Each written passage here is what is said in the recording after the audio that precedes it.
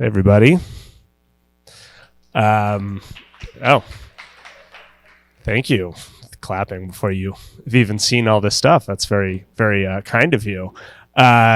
So Kevin had asked me to put together a talk on product management. We get a lot of questions. I know he gets a lot of questions. I know I get a lot of questions around what is product management? What is product? What do product managers do? Should I hire a product manager? Should I not? How do I become a product manager? So I thought I would put together a very, very high level and probably fairly opinionated view of what I think product management is. So here's the agenda. We're going to go for an hour. We're going to answer a bunch of questions. And again, we're going to do so at a very high level. So I'm going to talk about who I am, so you know where I'm coming from and my background, and you know why you should or should not listen to me. What is a great product? We're going to define that. What is the role of a product manager? We're going to talk about the key skills of a product manager. This can be pretty high level, but I think useful. We're going to talk about why is product and building great products hard to do. And then we're going to cover how do I become a product manager and when should I hire a product manager? So lots to cover. And again, this is going to be fairly opinionated, I think. So my background is I've been doing product for a while. I've built and launched a number of different products. I'll show you sort of my greatest hits in a moment, but I've worked at a number of different companies and startups and various other sizes, mostly in the New York City area, which is where I'm originally from. I've also been a professor at NYU and a guest lecturer at Harvard. And today I work at a company called Viaggio, which is down on Ward Parkway, which I'm really happy to be in a local company. And starting in the fall, I will be a professor at KU. So exciting stuff. So just to quickly walk through some of the products I've built and launched. This is called Splice. It's still very much a popular thing that musicians use and producers use to find music samples for their, whether it be hip hop or EDM or whatever. A lot of different musicians use Splice. And basically my job here was I ran product and design, and I built and launched what you see here, which we called the desktop app. I also designed and built the SoulCycle at-home bike, which you can see here. I literally built the hardware and mostly the software that goes onto that screen there. It was meant to be a Peloton competitor for a very popular fitness brand out of New York.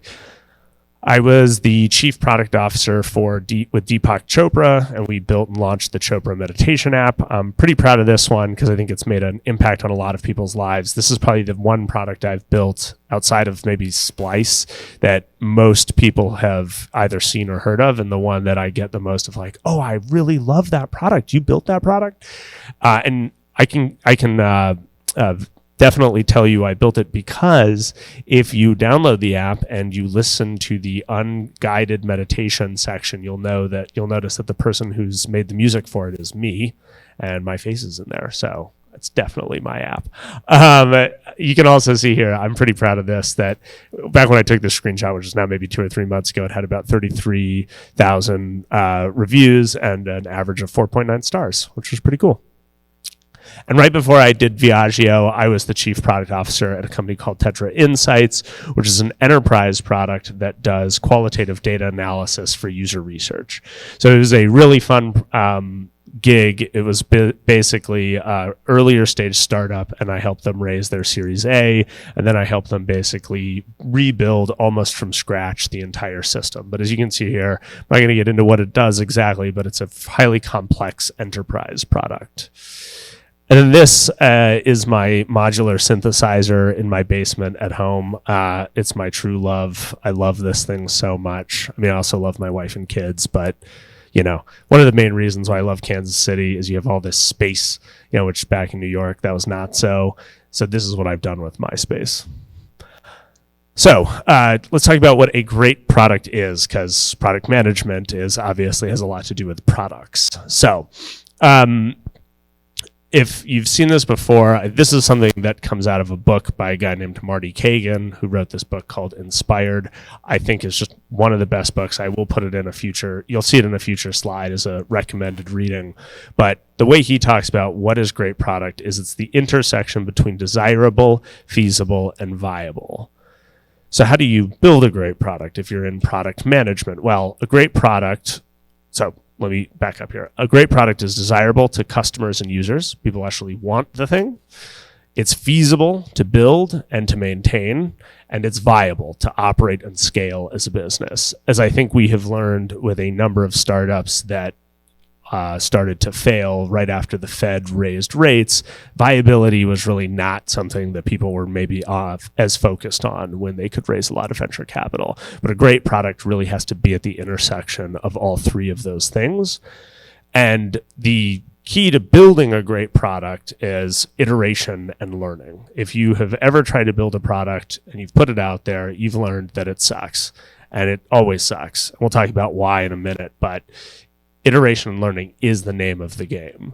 And then the other piece is, especially in a larger company or even a smaller startup, collaboration is critically important to building great products. The best way to build products is in collaboration between engineering, product, and design, with each discipline going deep on various aspects but influencing the other deeply.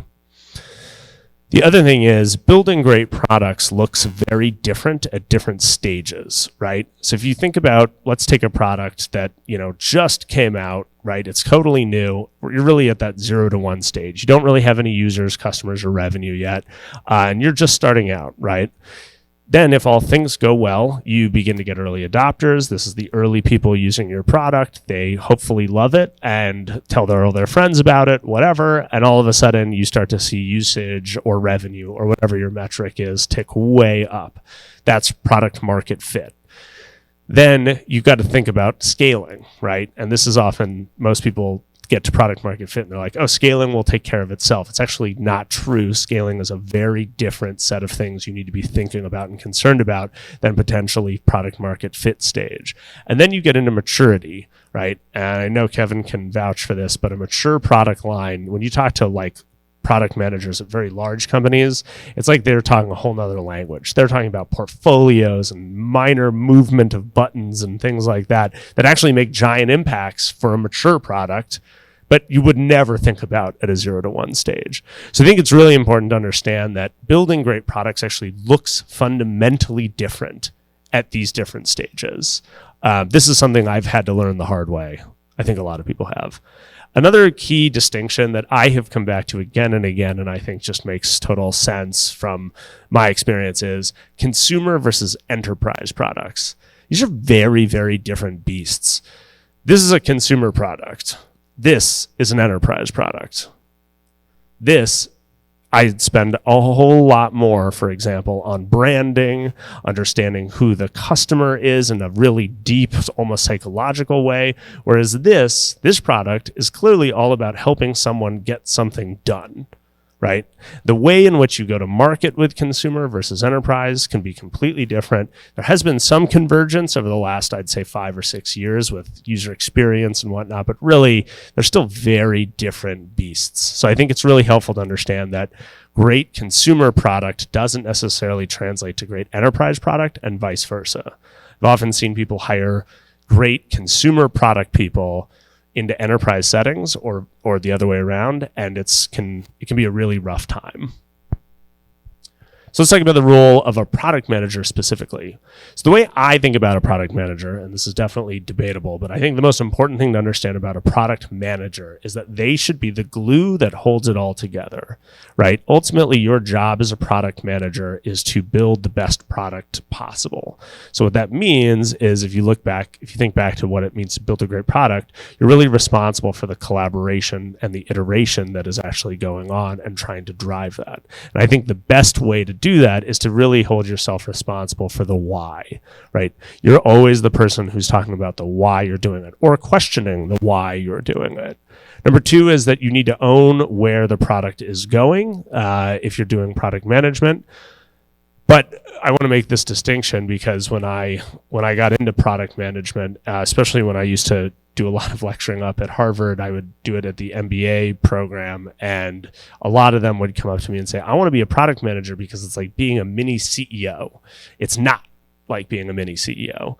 A CEO has decision-making authority and rights over a whole lot of stuff. That doesn't actually happen in product until you're very, very, very senior, actually. In fact, most of your job is influencing and facilitating before it is making any decisions. And in fact, the product people that I know that believed they were CEOs were pretty arrogant and really struggled with the hard truth of product, which is you're wrong at least 50% of the time, at least.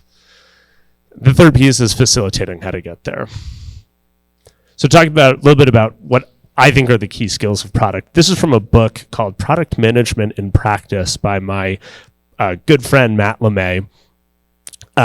He, I think, has written probably the best book on thinking about product management as a practice and on a daily sort of more micro level than the sort of broader, I'm this kind of product person or that kind of product person. And what he talks about is the core skills of product management. I think this covers exactly what you need to be good at and or get good at to be a really effective product manager. Communication, which he loves to talk about, clarity over comfort, which I think is absolutely critical. You think about what makes for good collaboration and basically doing this stuff well, it's a lot about communicating effectively, but most importantly, getting to clarity. Organization, so you have to change the rules, don't break them. Execution, no work beneath, no work above. I definitely think that's true. Product managers are typically the glue that holds it all together, which means you've got to be willing to roll up your sleeves and do whatever you can to get the best product out. And then research, live in your user's reality. I think another piece, and this sort of gets to that clarity is critical piece, clarity over comfort, is shared understanding. This is a graphic from a guy named Jeff Patton, who's one of my personal heroes. He's like a nerd hero, I guess. So I love this graphic so much because I think it totally describes what shared understanding is. How many times have you been in a situation where you have three people, for example, in this case, maybe it's a designer, a developer, and yourself as the product person, and you're all saying, yep, we all agree, this is what we're going to build. And yet all of you are thinking completely different things, right? The job of a PM, in my opinion, is to facilitate what happens next. You say, we sure we're all thinking the same thing, right? John, what do you think about this? Wait a second. I don't think that same thing. Let's go to the whiteboard or the Miro board or whatever the case may be, and let's actually visualize stuff together. Once you've got that visualized, you do this sort of process of working together, facilitating a collaboration, and by the end, you actually do have shared understanding. When people say they agree, they are also thinking at least relatively similar things. I think if you like to do this, and this really resonates with you, product management could be for you. Another really key skill of product management, this is in the research category here, is this idea of asking the right questions in the right way. So back to this stage thing. What stage you're in, again, fundamentally different. It also matters in terms of what questions you're actually asking. So most of us, I think, have probably been in a 0 to 1 stage if we're interested in entrepreneurship and innovation. But in the 0 to 1 stage, we should really be asking and learning about what I call core questions versus the scale questions versus the mature questions. Did that just work? Yeah. So what is a core question? Core question is something like, does a customer or organization have conscious pain? Are they willing to take action to relieve that pain? Basically, are they willing to do something over nothing, which is very often not the case. In other words, most people will just do nothing, despite how good you think your solution might be. 3, are they willing to take your solution to relieve that pain? And 4, are they willing to pay for your solution? And the key to product is being able to, in a 0 to 1 stage, is being able to ask these questions and learn as much about them as quickly as possible, including by launching and building products. That's one way to learn. So just to make it clear what I mean by difference of question type, here's, so for example, some scale and success questions, which are not helpful in the 0 to 1 stage. But oftentimes I hear entrepreneurs asking these questions prematurely. Scale questions are things like, can I acquire enough customers to scale? Obviously, that totally matters and is really important. But if you don't actually have something that solves anyone's pain, nobody cares about how many customers you can get. I mean, I know people say, oh, look at this TAM analysis or total addressable market analysis. It's all just made up until you actually have something out there showing and proving that that's true. To me, it's not a worthwhile question. Can you operate your product at scale? Can you make enough money to grow a business? And then, success maturity is, can you scale into a large company? Do you even want to scale in a company? And of course, where should I buy my beach house when I'm massively successful with this product? I'm actually just going to skip over that for a second. I want to just show this slide here. I think this is really helpful to gut check in terms of when you think about these core skills. Not only is it about asking questions, it's about listening for the answers. And this actually comes from a book called The Trusted Advisor that I think is super useful. What he does is he lays out all of the different skills a good listener has. And I just thought these are so helpful to, I'm just going to show them all, and then we're going to actually read through them, because so many of these, they're all helpful for generally in life, but in a product situation, you actually have got to be really good at these. So good listeners they probe for clarification, they listen for unvoiced emotions, they listen for the story, they summarize well. I find that to be one of the most important and useful skills that I have, is I'm constantly saying, hey, if I heard you correctly, can I summarize for you? And so I'll summarize, and they'll be like, no, that's wrong. It's great. Thank you. Help correct me so I can actually understand. Empathize, listen for what's different, not what's familiar. Take it all seriously. They don't say you shouldn't worry about that. Spot hidden assumptions. Let the client or customer get it out of his or her system. Ask how you feel about that. Keep them talking. What else have you considered? This is actually a really important point in user research, because oftentimes people don't answer your questions directly. It requires some sort of roundabout conversation to get to the real answer. Keep asking for more detail that helps them understand. Get rid of distractions while listening. Focus on hearing your version first. Let you tell your story your way. Stand in your shoes, at least while they're listening. Ask you how you might be of help. Ask what you thought before telling what you thought of.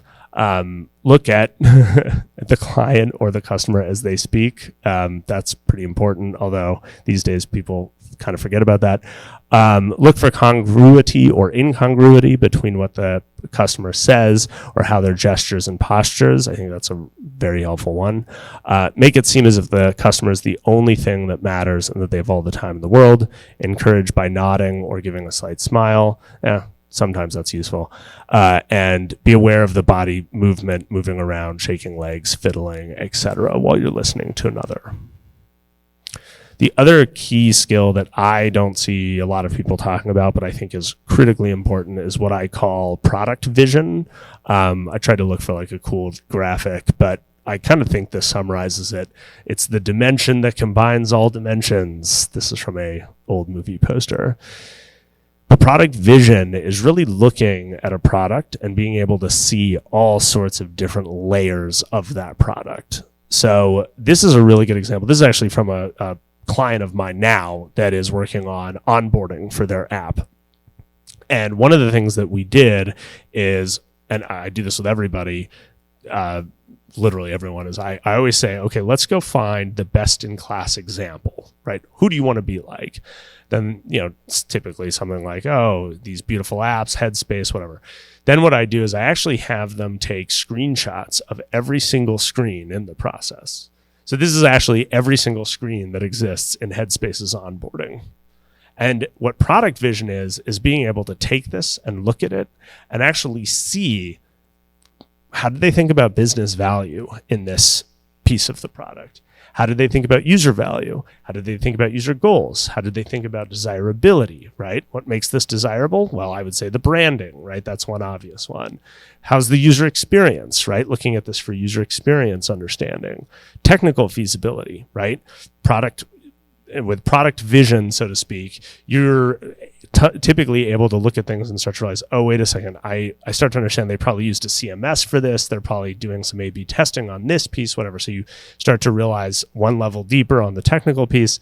And then also looking at a product and understanding its North Star.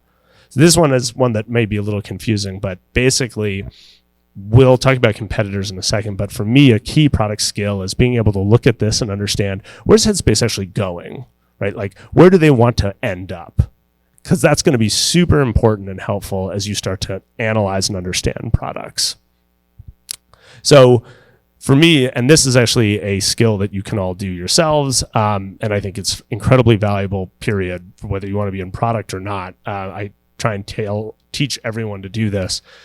Learn to look, especially at competitors. So here's an exercise you can do. You can find an app you love, take screenshots of every single screen. And I do mean every single screen. Like, no joke. If you look at all my past products, there are Miro boards of probably 300 to 500 screenshots that are all tied together with arrows and sticky notes all over the place. Because if you really understand all of this in the form of their product, it's just invaluable. Organize all the screenshots into a Miro board. I think, use whatever tool you're comfortable with, but Miro boards are particularly useful for product because they're highly collaborative and easy to have people jump in and contribute to. Look at it through those different lenses. Add sticky notes of insights using a different color for each lens. So if you notice something you think about user value, right?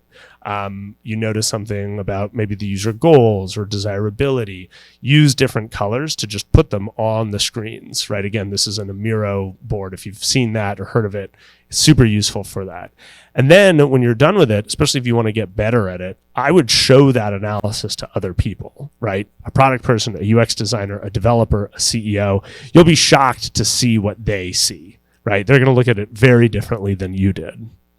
So I think that's really, really helpful. Again, this is what I call product vision.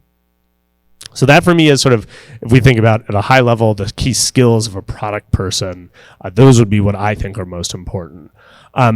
We've kind of touched on this a little bit, but I think it's really important to also understand why product can be so difficult.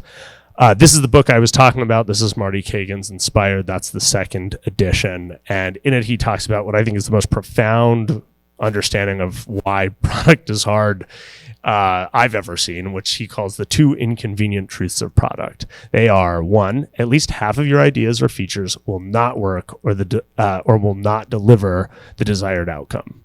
Half won't work at all. And the other half often take several iterations before they get it right and see the desired value.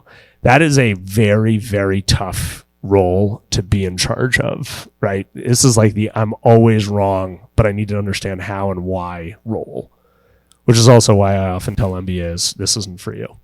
And then the other thing is, great product people focus on outcomes, not outputs, because of this. When you get advanced in your product abilities, I think you start to realize that what matters much more than shipping features, although that's important and useful, is really the outcomes that those features hit or did not hit.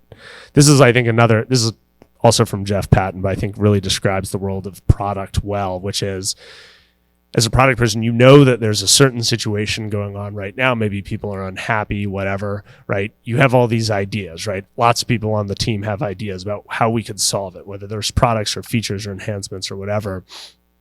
But what he talks about is you release those ideas. Let's say it's a feature. You release the feature into your product. Then something happens, right?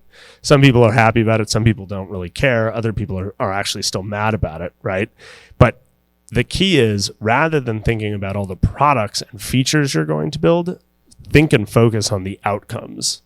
This is a profoundly useful way to just structure your business in general, but product in particular, you have to be very careful to be constantly focused or refocusing on the outcomes, again, because of these two things, right? Because if you're wrong most of the time, what you're trying to do is get to why am I wrong as quickly as possible, right? So it's not let me launch a feature as quickly as possible because I should just launch the feature. It's, I want to get things out as quickly as possible. This is why MVPs exist, right? It's fundamentally because of this truth, right? MVPs exist because you can spend all this time and then launch your thing and you think it's perfect, but it's at least half of those features are going to fail anyway, right? So MVPs, the whole concept behind that is to minimize as little a product as you can to try to see if you can actually get to that outcome. And again, product management is all about owning that, managing that, and constantly bringing people back to, well, what's the outcome we're looking for? So I'm briefly going to touch on how do I become a product manager.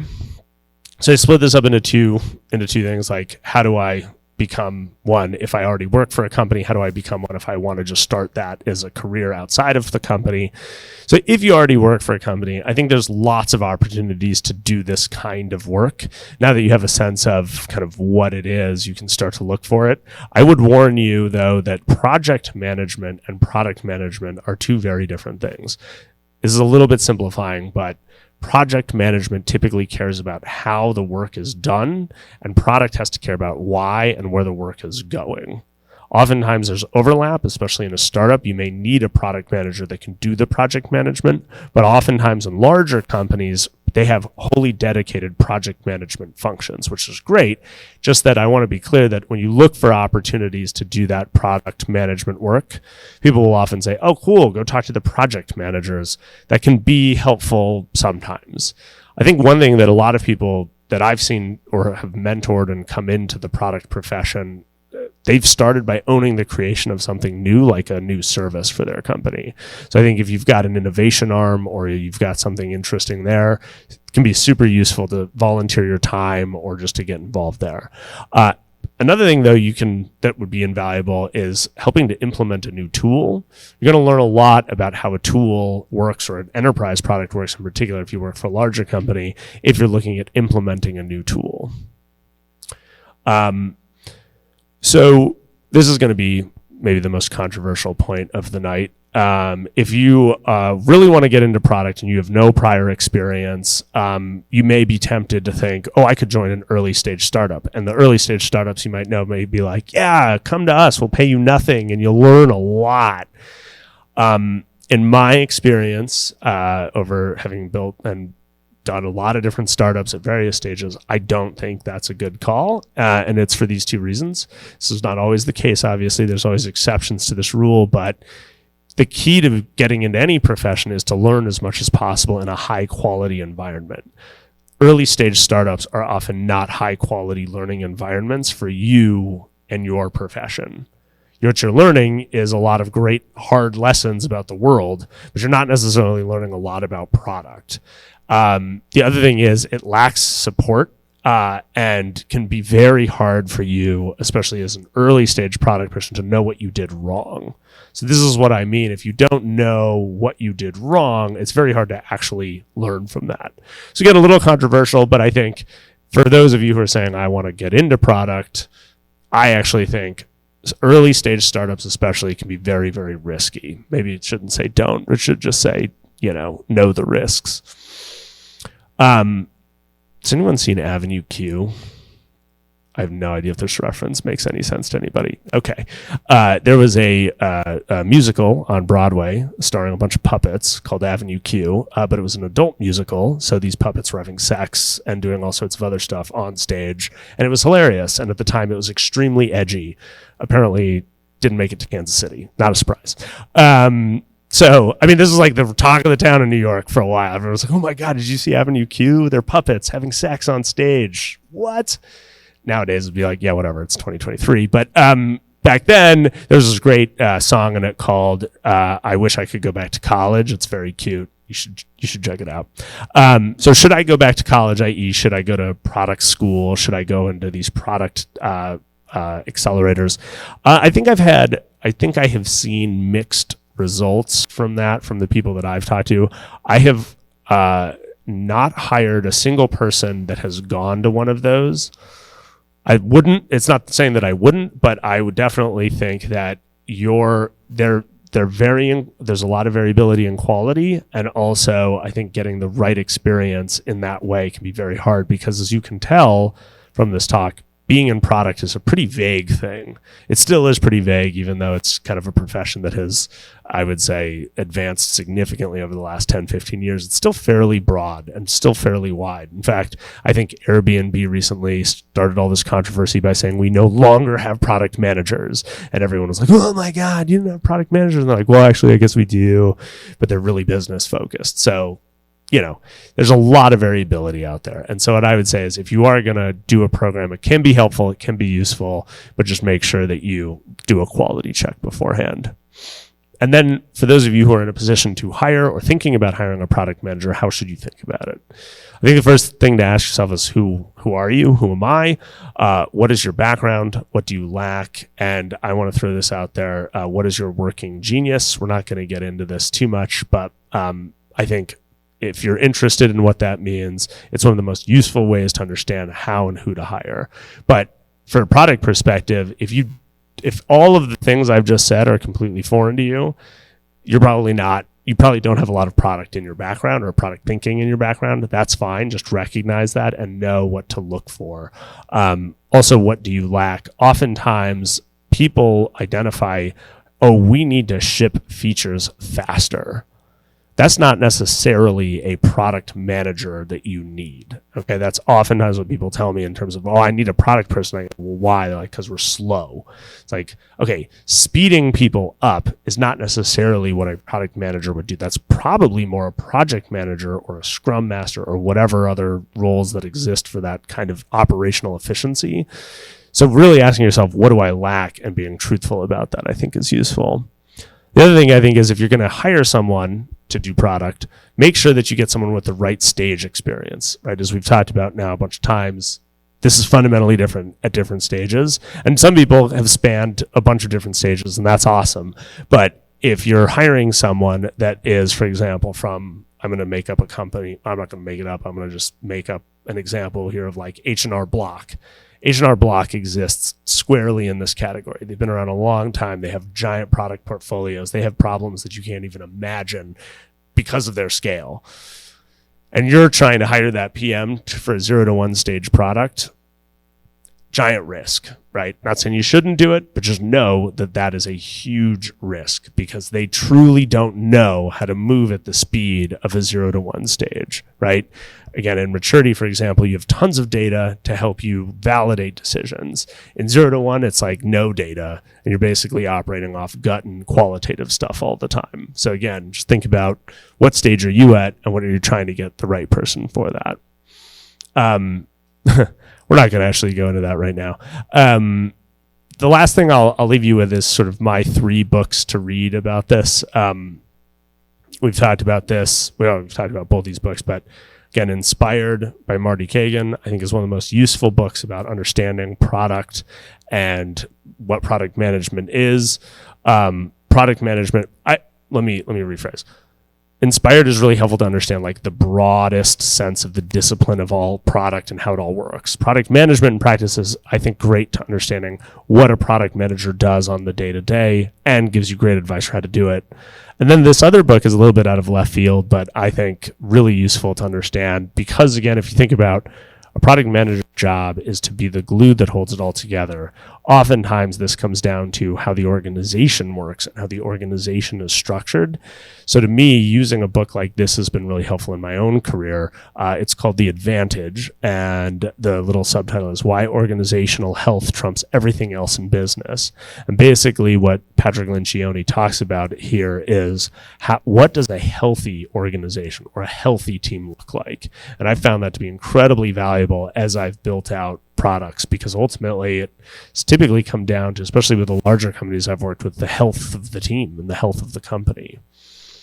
And then the last book, I don't know if anyone has seen this book. It came out pretty recently, but Rick Rubin is one of the more famous hip hop / rock producers, probably on earth at this point. He's like most famous for doing stuff with the Beastie Boys and Jay-Z and whoever else. He just came out with, I think, a fabulous book that actually describes the creative side of the product process the best I've ever read. It's called The Creative Act, A Way of Being. And that's all I've got for you. So thank you guys. So I'll happy to take any questions or comments if anyone has any. Decision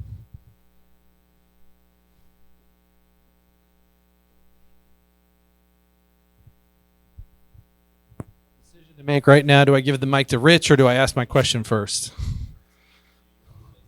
I'm a good host. A great presentation. With you being in that product management side of things, more question I would ask is on the failures, product-wise. What has been one of the more innovative things that you have dealt with, or innovative things that you're working on that kind of excites you in this new phase that's with AI and all these other things? What kind of products do you really get excited about? That's a great question. So what products do I really get excited about? I mean, I unfortunately don't have maybe the most unique answer. I do think that ChatGPT is a insane new technology, super scary. I'm pretty petrified of it, actually. But I think it has profound implications for the direction of products. Also, the introduction of the Adobe Photoshop AI product. I'm forgetting the name of it, but it's truly amazing what it can do. So I think we're in this world where all of a sudden the world of computers as useful companions in all sorts of different ways has opened up in previously unimaginable ways. So I think it's maybe not excited, but slightly slightly scared of that. In terms of other really interesting products, I mean, I think one of the most interesting groups of products that have come out in the last 5-10 years are the sort of personal productivity products. For example, Notion, Coda, Miro, I'd probably lump in there, Airtable. These products are truly amazing because what they're doing is they're letting you in a very simple. So remember how I talked about consumer versus enterprise? Like there are some of the few companies that have taken what are very enterprisey style things. For example, wikis with Notion, Airtable is taking spreadsheets and making them actually so consumer friendly that almost anybody can use them. And Airtable, for example, is amazing. I mean, you can build incredible, almost fully featured apps on the thing. So those are the areas that I've been excited about that for a while, and those are now starting to incorporate AI. Although they're terrible, it's pretty funny. Like they're not good. It's not good. It's not useful at all yet. So TBD on where that goes. So those would be the two areas I think I'm most interested in right now. Hey Josh, thank you very much. Very insightful. You were talking about H&R Block as an example. You were talking about as an organization, maybe as a product organization, them sitting in that kind of that deep maturity stage. They've, over the last probably 3 years, launched several new products. Do you still feel the same way about the type of product manager that they would be looking for? Or like, how do you balance the difference between maybe a mature organization and the way they see products and bringing something new to market? Because I've seen that go sideways from both sides of that. Yeah. So I was curious as to your views on that. Yeah, totally. So it's a great point, right? I mean, part of my point is that in a mature company, you're going to actually have potentially all sorts of different kinds of product people that you'd never have to think about in a 0 to 1 stage kind of thing. So you're exactly right. I mean, what I've found, at least in larger companies, is that 0 to 1 stage being so fundamentally different than their normal approach to scaling, managing metrics, whatever, can be a real struggle for them to not just launch new products, but then to also iterate on them and not basically abandon them. So I happen to know H&R Block fairly well because I've met a lot of people in that organization, and I know what a struggle it has been for them to figure out how to invest enough in that early stage before they actually have all the data to prove out how effective those things are actually going to be. It's been a real struggle, but they have done it. I think they definitely have built, from what I can tell, like a great leadership team around that, but they had to really change who and how they were thinking about it in order to be able to do that. We ran into some of the same challenges at Sprint in that the mindset was this is going to have to scale if it's going to be successful.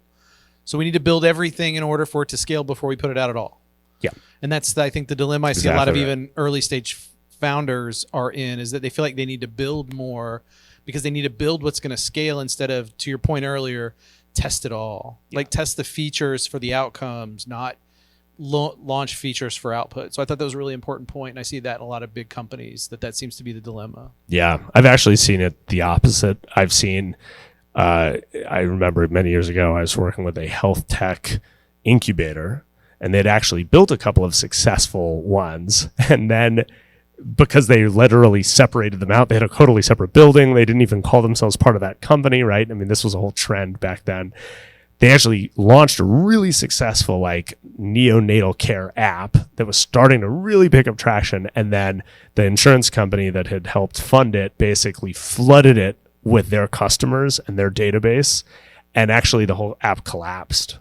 So it's really interesting from the opposite end. It was, that's why I like that curve, right? You can't just go 0 to 1 all the way into scale either, right? Because I've seen it actually done where it's, you're successful at 0 to 1, but then you have to let it scale, let it iterate.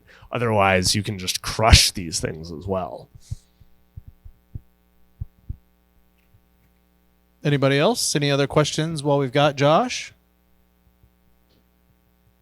Oh, Rich? Yeah, happy to answer anything.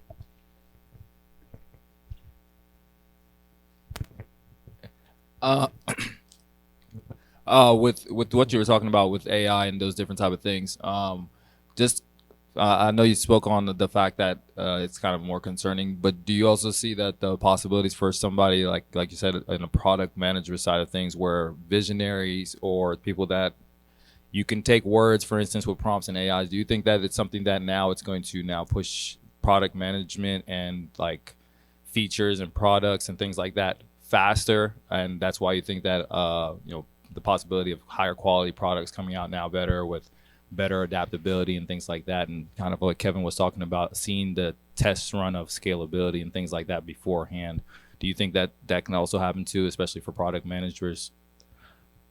Yes, sort of. I mean, I think that what AI does really well, the way we think of AI today is a very particular style of artificial intelligence. They're large language models, and what they do is they're amazingly good autocomplete mechanisms, right? I think this is one of the best ways I've ever heard described.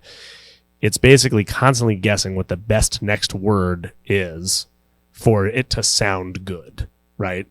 So that, I think, is a really important thing to remember and understand, because that's going to make it highly limited in terms of its effectiveness past a certain point.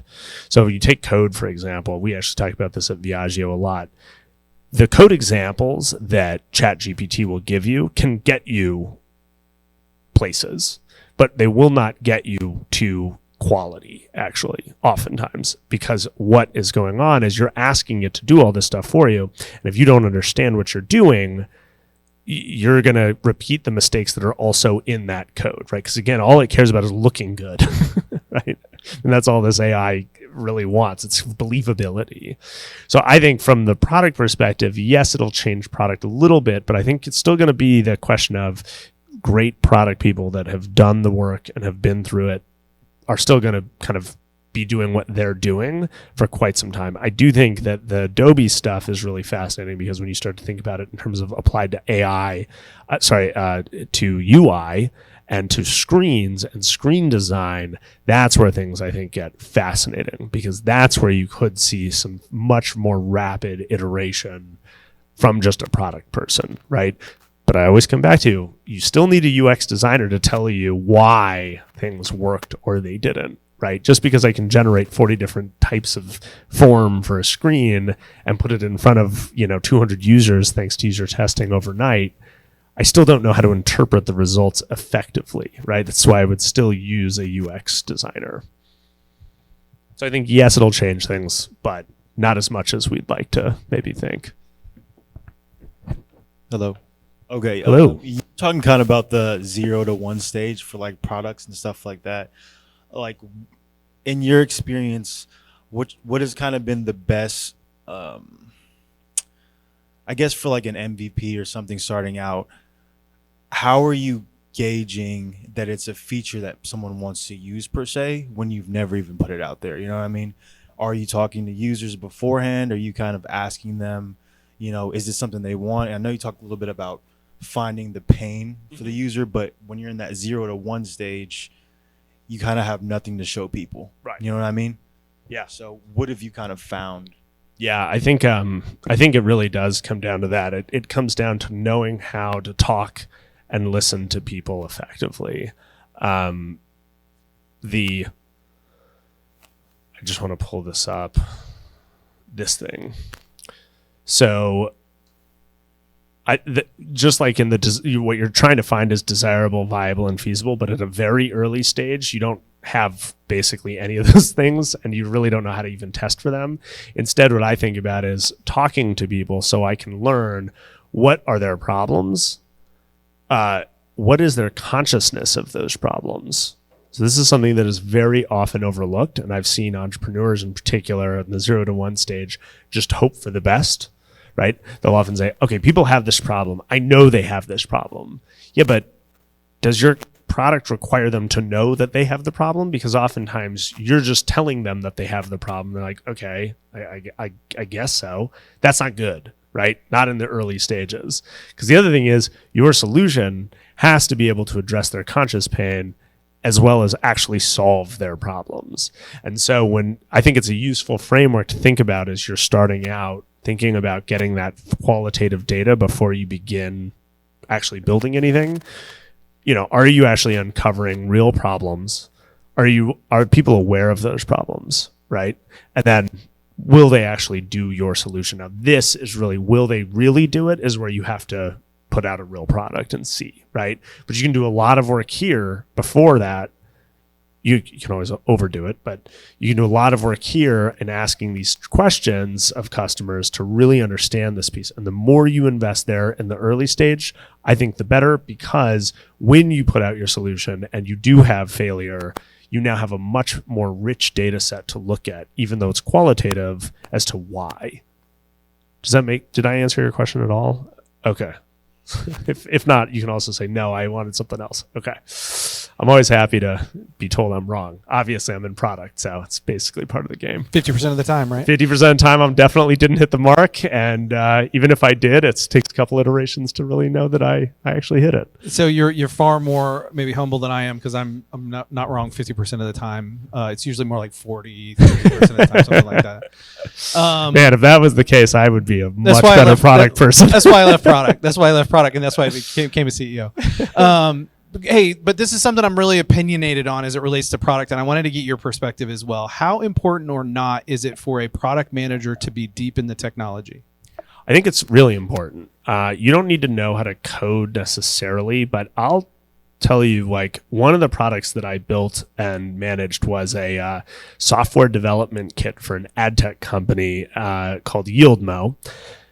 Basically, what this thing did is makers of news products like CNN, New York Times, they actually installed our SDK, our software development kit, into their apps, and then they would be able to launch product ads from us into their apps. So my product was literally completely technical, and I'm really grateful for that experience, because what I wound up doing was not only did I get deep on the technology, I started to realize that most of this technology stuff is often obfuscated or looks really complicated, but it's actually it makes a ton of sense when you really spend the time to dig in.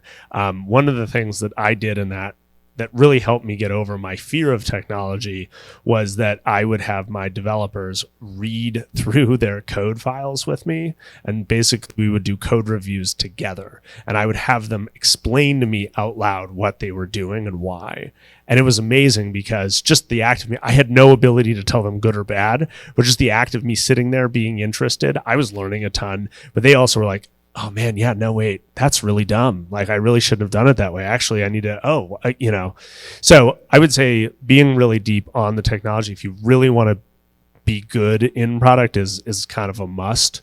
But the fact is, if you're interested in how things work, you kind of have that engineering mindset, like I'm interested in that. I also know I would be a terrible developer. I've tried to teach myself how to code and it was a disaster. It was like, I was so stupid. It was literally like, I don't know how to do any of this stuff.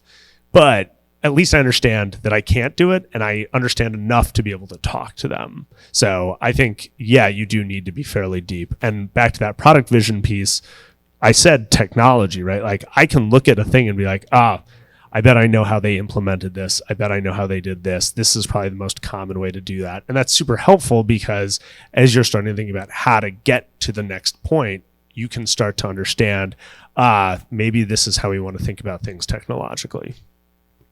Very cool. Josh, thank you. Oh, one more. Dr. Cooper. Okay, this is probably more detailed than it should be, but I don't know anybody else to ask. Well, kind of don't know anybody else to ask. How do in product development, that I'm developing a software, health tech software platform that's geared toward a certain target market. How do you know when you have enough users to add either advertisements or some type of other revenue generating system within it, so you're not strictly dependent on subscriptions or enterprise? That's something I'm kind of teetering on right now, but I don't know how to do that. So let me try and summarize the question here. You're asking me, given a product, I imagine an early stage product, when and how do you think about introducing new revenue lines into the product itself?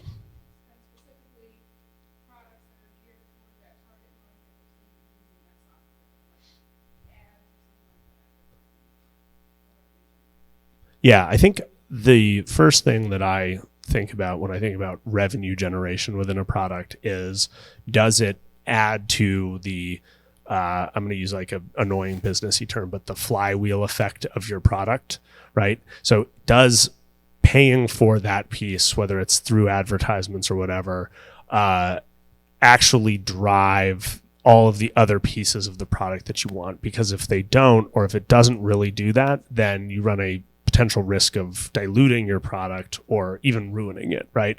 And I think everybody knows about these like apps on your phone, the games that are all based off microtransactions, right? I mean, they suck. And they suck because they're basically pay to win. Nobody wants to pay money to win a game, right? I mean, I guess some super rich people might, but generally speaking, like as a user, I don't want to. And it's ruining those games, right? So you don't want to be that. So whatever you introduce, you want to make sure that it is deeply aligned to the users and why and what they're paying for. And oftentimes there can be counterintuitive answers to that. Like I've found that actually asking people for money, potentially in various different ways, actually adds to the value or the perceived value of my product overall, or makes them take it more seriously. The other thing I would say is, if you're already in business, you already have a company out there, or you already have in particular a product out there, I would gear it around what milestones do you actually need to hit next, and be super focused on that, right? Like, do you need a fundraising round to be able to take this thing to the next level? Because if that's the case, I would figure out, what does that look like? What are the requirements there? If not, right, what exactly is it that you need to work against, and then work backwards from there? Sorry, that's a somewhat vague answer, but it's kind of the best I can do with the details provided, I think. Sure. Bless you. Josh, thanks. I Thank appreciate you. it. If you guys missed his first presentation that he did at Sessions, it was on how to find and use feedback. It was an amazing presentation. Josh, I have a feeling we're probably going to get asked if you can share the slides. So if that's possible, I I'd mean, love to be able to weave that in as we put your stuff out there. keep in mind, everybody, these are Josh's opinions. Okay, this is not the like definitive be all end all product 101. That would be a very different and I think very boring presentation. So this, just as long as you keep that in mind, maybe I'll put a little disclaimer on it. This is Josh Wexler's product 101. Everything we see on the internet is real. So yeah, exactly. appreciate it, Josh. Thanks a lot. Thanks, everybody.